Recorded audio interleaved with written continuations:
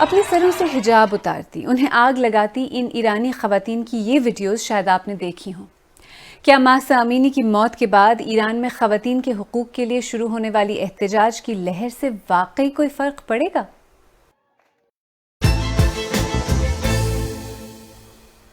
मेरा नाम आलिया नाज़की है और आप BBC उर्दू का प्रोग्राम सरबीन देख रहे हैं। ईरान में खवातीन के लिए पब्लिक स्पेसेस में हिजाब पहनना कंपलसरी है, कानूनी तौर पर लाजमी है।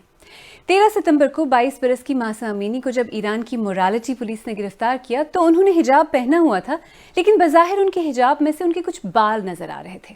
फिर उनकी गिरफ्तारी, हॉस्पिटलाइजेशन, मौत और फिर प्रोटेस्ट्स। ईरान की मोरालिटी पुलिस की हिरासत में मासा अमीनी की हलाकत के बाद मुल्क में लिबास के सख्त ज़ाब्तों के खिलाफ मुजाहिरे। सिक्योरिटी फोर्सेस से डरे बगैर खवातीन ने सरेआम बिला खौफ व झिझक मज़ाहमत में अपने स्कार्फ जलाए।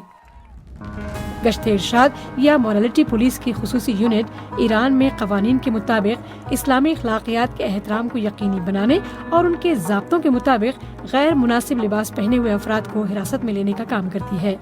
मासा अमीनी को 13 सितंबर को तेहरान में इसी पुलिस ने जब गिरफ्तार किया था तो मुबैना तौर पर उनके सर के स्कार्फ से कुछ बाल नजर आ रहे थे।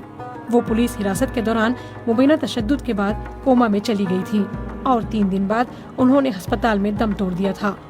हिरासती मरकज की CCTV फुटेज में महासा गिरती नजर आई। पुलिस का कहना है कि महासा अमीनी को अचानक दिल का आर्जा लाहक हो गया था, मगर महासा के अहले खाना का कहना है कि वो एक सेहतमंद नौजवान खातून थी जिन्हें कोई बीमारी नहीं थी। मासा अमीनी की मौत के बाद लोगों में गुस्से की लहर सी दौड़ गई, जो ईरानियों की बातों में साफ नजर आता है। من وقتی اصلا این خبر دیدم صدام داشت میلرزید وقتی صحبت میکردم، چون یکی دو بار خودم هم این اتفاق افتاده بود و داشتم فکر میکردم اگر این اتفاق برای من میافتاد مادر و پدر من چه حسی ممکن بود پیدا کنه. به شدت مخالف این قضیه هستم، به خاطر اینکه ما داریم با یک قضیه فرهنگی برخورد میکنیم. قضیه فرهنگی با زور نمیشه بهش متوسل شد.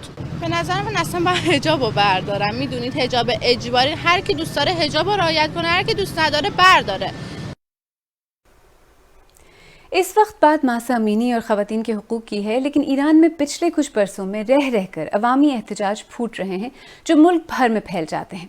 लेकिन हुकूमत हर बार इन मुजाहिरों को ताकत के इस्तेमाल से कुचलने में कामयाब रही है। सन 2017-18 में अवाम की बढ़ती हुई माली मुश्किलात पर शुरू होने वाले मुजाहिरों पर हुकूमत की तरफ से ताकत के इस्तेमाल की वजह से 22 अफराद हलाक हो गए थे।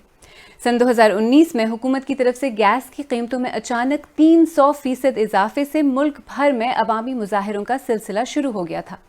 कई माह तक जारी रहने वाले इन मुजाहिरों में एमनेस्टी इंटरनेशनल के मुताबिक सिक्योरिटी फोर्सेस के हाथों 300 से ज़्यादा अफराद हलाक हो गए थे।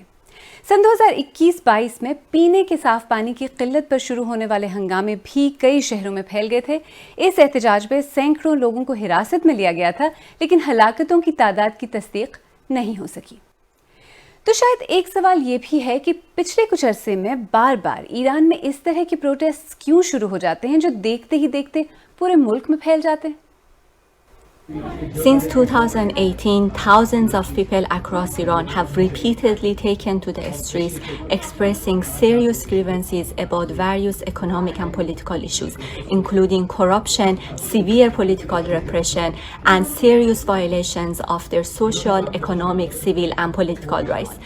For the past 4 decades, Iran's security forces and the morality police have subjected millions of women and girls on a daily basis to arbitrary arrest and detention, torture, and other ill treatment in connection with their choice of clothing.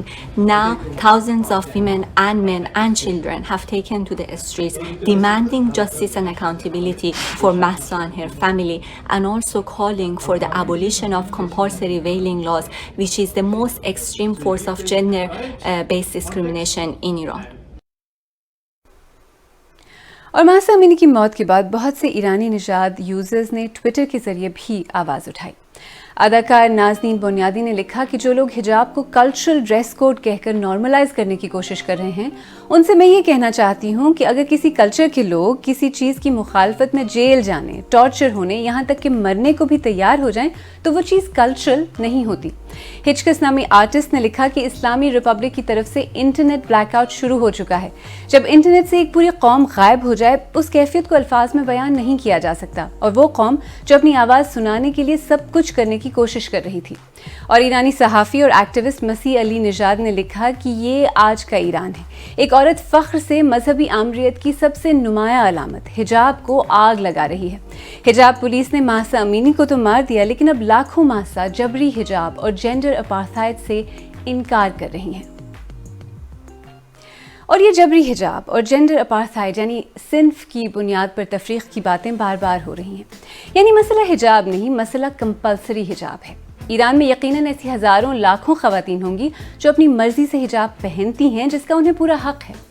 मसला शायद तब create होता है जब state की writ औरतों के लिबास और उनकी मर्जी पर नाफिज की जाए, और इस तरह ज़बरदस्ती नाफिज की जाए। ईरान को इस वक्त सियासी, इकोनॉमिक, सोशल कई मसाइल का सामना है, और लोग कहते हैं कि ऐसे में महसा अमीनी मुज़ाहमत की अलामत बन गई है।